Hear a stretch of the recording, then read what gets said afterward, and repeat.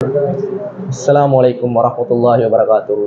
நான் முகமது சுபைதீன் முகமது ஃபர்தான், காத்தான்குடி மத்திய கல்லூரியில் கல்வி கற்கும் நான் தற்போது வெளியாகியுள்ள 2025 காப்போத உயர்தர பரீட்சை பெறுபேறுகளின் அடிப்படையில் தேசிய ரீதியில் முதல்நிலை மாணவனாக தெரிவு செய்யப்பட்டுள்ளேன்.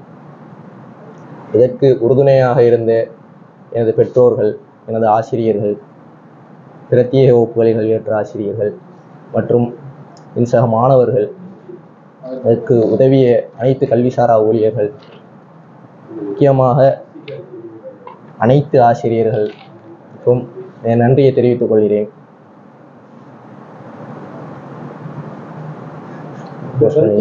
பரீட்சை பெறுபவர்கள் உங்களுடைய மனோநிலை மாற்றத்திலே எவ்வாறான தாக்கங்களை உண்டு கொண்டிருக்கின்றன, இதை நீங்கள் எவ்வாறு பார்க்கிறீர்கள்? மிகவும் மகிழ்ச்சியாக இருக்கிறது.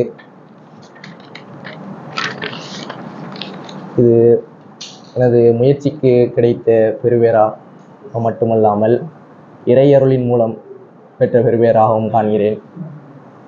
எமது முயற்சி எவ்வளவுதான் இருந்தாலும் இறையருளின்றி பெறுபேறுகள் கிட்டுவது சாத்தியமற்றது. அதனை மனநிறைவாக ஒப்புக்கொள்கிறேன். இவ்வேளையில் இறைவனுக்கு நன்றி கூறியவனாக.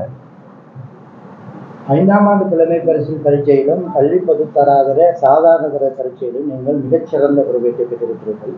அவ்வாறான தேர்ச்சியான மாணவர்கள் கணிதத்துறையை அல்லது விஞ்ஞானத்துறையை தெரிவு செய்வது வழக்கு. ஆனால் நீங்கள் ஏன் இவ்வாறு நல்ல பெறுபேற்றை பெற்ற நிலையிலும் வர்த்தகத்துறையை தெரிவு செய்வது? எனக்கு தனிப்பட்ட முறையில் வர்த்தகத்துறை மீது ஒரு தனிப்பட்ட ஈர்ப்பு உண்டு. அது நான் 10-11 காலகட்டங்களில் கொமர்ஸ் பாடம் எடுத்து படித்ததனால் வந்த ஒரு ஆர்வம். இன்னும் ஒன்று, எனக்கு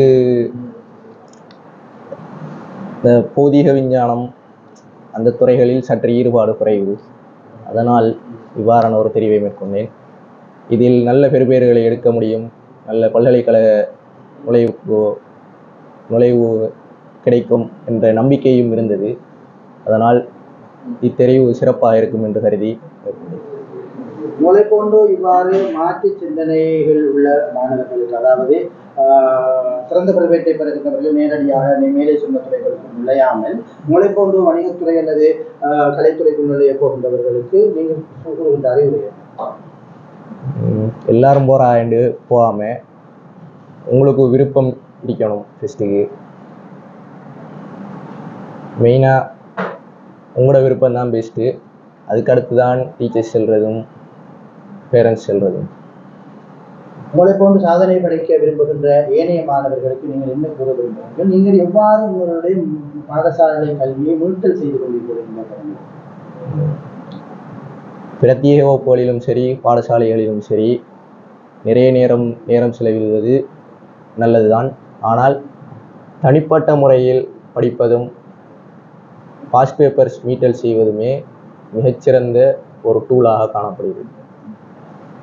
இவ்வாறு நீங்கள் தினமும் எத்தனை மணித்தி ஆரங்கள் உங்களுடைய மீட்டல்களுக்காக அல்லது தனிப்பட்ட கற்கைக்காக? குறிப்பிட்டு இவ்வளவு நேரம் என்பதுக்கல்ல, ஒரு டார்கெட் மாதிரி செட் பண்ணி, இப்போ ஒரு 2 நாள் 3 நாளைக்குள்ள ஒரு யூனிட் முடிக்கணும், பேப்பர் செய்யணும். அந்த மாதிரி மாடல் பேப்பர்ஸ் ரிவைஸ் பண்ணுறேன், செக் பண்ணி பார்க்குறேன். அதுக்கப்புறம் அது சம்மந்தமான பாஸ்ட் பேப்பர் செய்கிறது. இயர்லி வைஸும் செஞ்சிருக்கு, யூனிட் வைஸும் செய்யணும். நீங்கள் அந்த பெறுபேற்றை பெறுவதற்கு மிக நீண்ட தூரம் பயணிக்க வேண்டியிருக்கும். அந்த அடிப்படையிலே நீங்கள் கல்வி கற்கின்ற காலப்பகுதியில் உங்களுடைய கல்வி நடவடிக்கைகளுக்காக உங்களுடைய பெற்றோர் அல்லது உங்களுடைய உறவுகள், நீங்கள் சார்ந்தவர்களுடைய ஒத்துழைப்பை வாருங்கள். மிகவும் சிறப்பாக இருந்தது. வீட்டில் படிப்பதற்கு எவ்வித தடைகளும் இல்லை. இரவு பொழுதுகளில் முழுமையாக வீட்டில் படிப்பதை நான் விரும்புகிறேன். மற்ற பொழுதுகளில் நேரம் கிடைக்கும் போதோ பொது நூலகங்களிலோ, இஸ்லாமிய சிஏஜி லைப்ரரியில் பொது நூலகங்கள், மற்ற இடங்களுக்கும் சென்று படிப்பது. இன்றைய காலகட்ட இளைஞர்கள் ஒரு திசையை நோக்கி பயணிக்கிறார்கள் என்று ஒரு அபிப்பிராயம் இருக்கிறது. அத்தகைய சூழ்நிலையிலும் நீங்கள் ஒரு இளைஞராக இருந்து கொண்டு இந்த சாதனையை படைத்திருக்கிறீர்கள். அவர்களும் உங்களை போன்று இந்த நிலைக்கு வர வேண்டுமாக இருந்தால் நீங்கள் அதற்கு என்ன சொல்வீர்கள்? அவர்களது தெரிவுகள் தான் வாழ்க்கையை தீர்மானிக்கின்றது. நல்ல சந்தோஷம் எல்லா விஷயத்துலேயும் கிடைக்கும். ஆனால் நிலைச்சிருக்கிறத தேடினா அவ சரியான ஒரு பாதையில் போவார். காப்போத்த சாதாரண தர பரீட்சை அல்லது உயர்தர பரீட்சை முடிவுகள் அதாவது நீங்கள் பரீட்சை எழுதிவிட்டு வருகின்ற போது மாணவர்களுக்கு இடையிலே ஒரு கலாய்க்கின்ற ஒரு நிகழ்வு நடைபெறுவதல்ல, அத்தகைய ஒரு செயற்பாட்டில் நீங்களும் இறங்கியிருக்கிறீர்கள்? நான் பெரிதளவில் இணைந்து கொண்டதில்லை. அவற்றிலிருந்து விலகி இருப்பதே வளமை.